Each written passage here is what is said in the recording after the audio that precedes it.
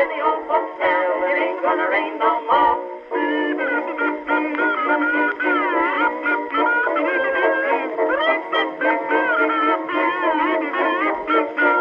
Hi everybody, I'm Kanalkanut, and I'm Mr. Shoes, and today we're back with another hiker grab bag. Oh, this is our knee brace, or knee braces. These were a big piece of equipment in our earlier days of the hike, as our knees were not used to the uphills and downhills and uneven terrain, so they were really struggling. We put these on only on the downhills, as our osteopath, Lola, told us that it's fine to use them on downhills for a bit of extra support because all the weight's coming down on them.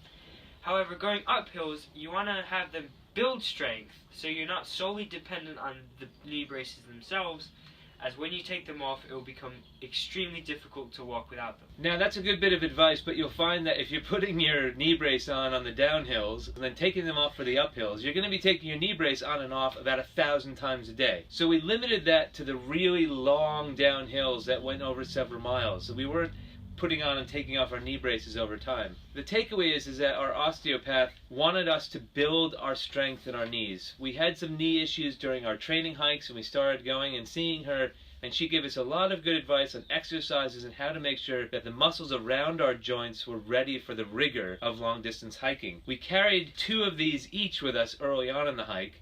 Kanalkanut used them a bit more frequently than I did, but we ended up just having 1 with us in our pack as a backup if we needed. We also had these so that we could wear them at night if we needed to have a little bit of extra insulation or support while we were sleeping. Now, another thing these were really good for were when your knees swelled, you would apply these to keep some pressure on it to keep it in check so it wouldn't inhibit your walking.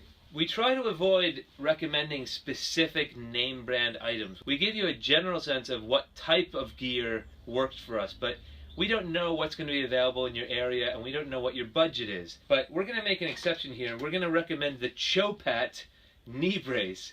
And the Chopat knee brace is available on Amazon. It's inexpensive. And what's great about the Chopat knee brace is that it's neoprene, but they really limit the amount of material that's actually making contact with your body. And there's also a reinforced kind of surgical tubing in here that puts the pressure of the brace right across the soft tissue above and below your kneecap and gives you that extra little bit of support that you wouldn't have with a general slip-on knee brace.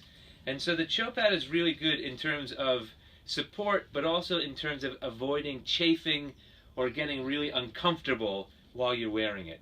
I'm Kanalkanut. And I'm Mr. Shoes. Everyone on the trail has their opinion. And this is ours. Oh, it ain't gonna rain no more, no more. It ain't gonna rain no more.